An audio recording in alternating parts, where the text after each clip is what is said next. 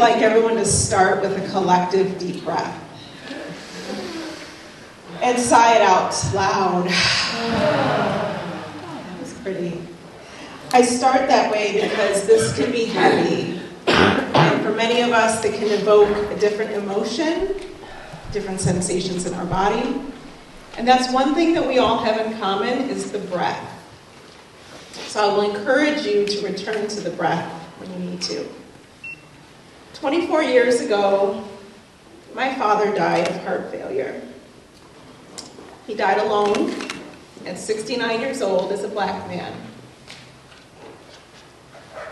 3 months ago, I started experiencing chest pain on a Saturday morning.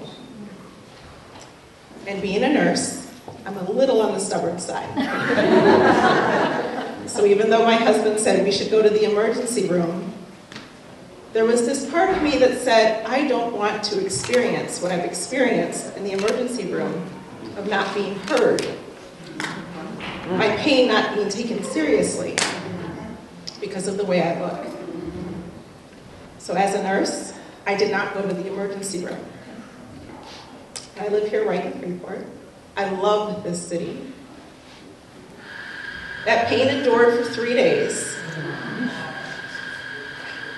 Not very smart, is it? But I'll tell you why I waited 3 days. Because that was the amount of time that I could get into my physician, who did look like me, who I trust, who understands the psychological and structural systems that impede someone's ability to have access to equitable health outcomes. In my role, I am very privileged. I've been a nurse for 24 years, and I currently serve as the Senior Director of DEI, Belonging, and Community Advocacy for Quartz Health. And in that role, I have now the privilege to be able to be the voice for those that feel like they're voiceless, to be able to influence policy and the structure that influences someone's ability to access health care. So I'm going to talk briefly about health equity, what that means, what it doesn't mean, and what we can do as a community to ensure that everyone, regardless of how they look, where they live, or their bank account, has the ability to have access to equitable health care.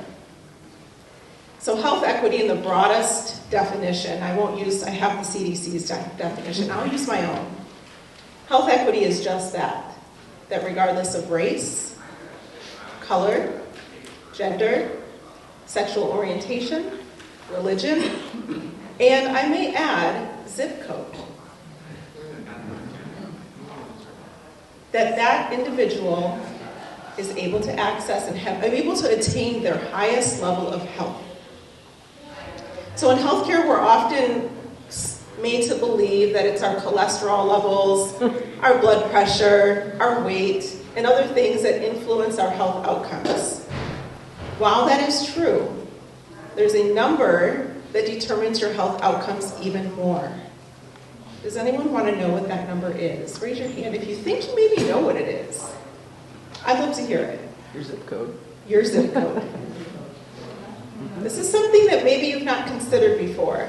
And I would even go on record to say it's the communities within the zip code.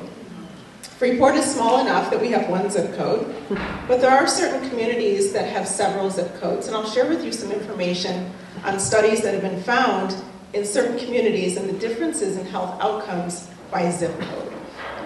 So for instance, in Dallas, there is an 18-year difference in life expectancy from people that live 6 miles apart.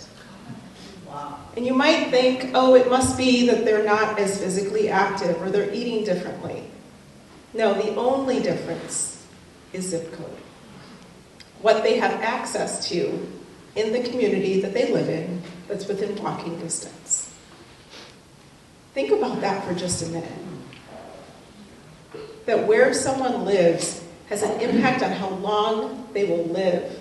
An 18-year difference can mean the difference between seeing your children graduate, going to a wedding, maybe even having the privilege of your great-grandchild, seeing them go to kindergarten. That's a big deal. We know that racial disparities exist in healthcare that are rooted in systemic racism. And sometimes the more I know, I think, oh my gosh. And I would encourage you to understand what are some of the things that are structurally in place. One of those things is kidney function. It's not something we really think about, because if you had to think about your kidneys working all day long, it'd be a lot of work. We'd all be very tired. But the good news is most of us have our kidneys working for us. What's interesting about how structural racism can be built into a diagnostic test is that there is a racial correction for kidney function. It was believed under unfortunately false belief that black people had a different kidney function than white people. So there is still, to this day, in many diagnostic tests, which is just a blood test, a racial correction. If you've ever had a GFR test on your labs, you'll see black and non-black.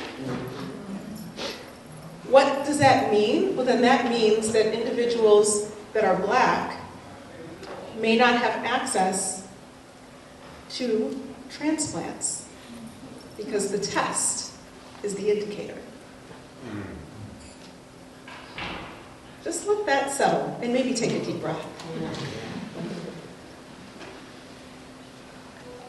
This is heavy stuff that we're talking about today, but the benefit of us talking about this today is that when we know better, we do better.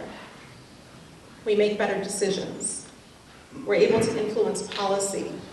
And when we see an injustice, we say something. Now, I didn't finish the beginning of my story of chest pain. The good news, I'm still here. I didn't have a major cardiac event. But my doctor and I talked about it. And he said, we talk about social determinants of health.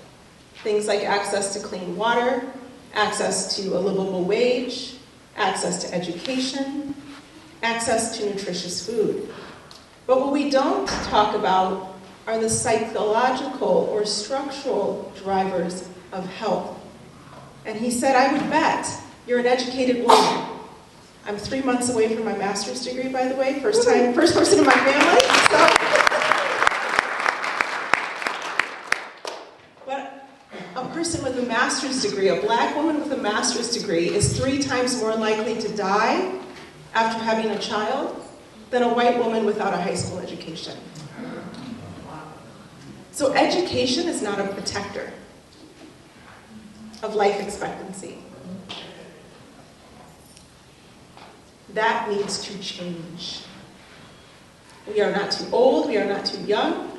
We have power to change those systems. Now, I do want to talk about a little bit about why this is important. I think we're starting to understand why it's important. This is real, this is relevant. When my father died at 69 years old as a black man, I remember prior to him dying, being in the hospital room with his doctor, and them saying there's nothing else we can do. He's a ticking time bomb waiting to explode. Those were the words that the doctor used. I was 19 years old. I had no clue what this meant, that his heart failure was so bad that he couldn't do surgery. My father grew up in the South, and I later found out he grew up 10 minutes from where Emmett Till lived, where Emmett Till died. And that's why he came to Northern Illinois. This is relevant for all of us. So what is it that we can do as a community? What is it that health systems can do? The first thing I'd like to mention is that the research shows that there are 3 things that humans need, and this is every human, regardless of race, gender, ethnicity, etc. The first thing is connect with me. I think we heard that earlier from the panel, building relationships. Not looking at someone as other or different, but instead saying, what can I share and connect with that person? The second thing is listen to me. That's really what people want. Hear my story, understand what I might be struggling with. Instead of dismissing me, as the last person that you saw and treated in a certain way, treat me as the individual that I am. And the third part of that is critical to every human is partner with me.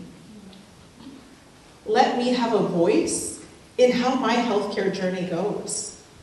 Instead of saying, I don't know what's wrong with you, here's a prescription. And I'm from the medical community.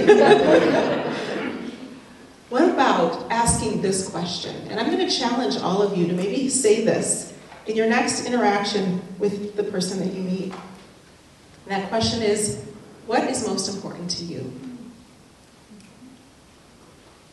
Here's your lab test, here's your diagnosis, here's your symptoms.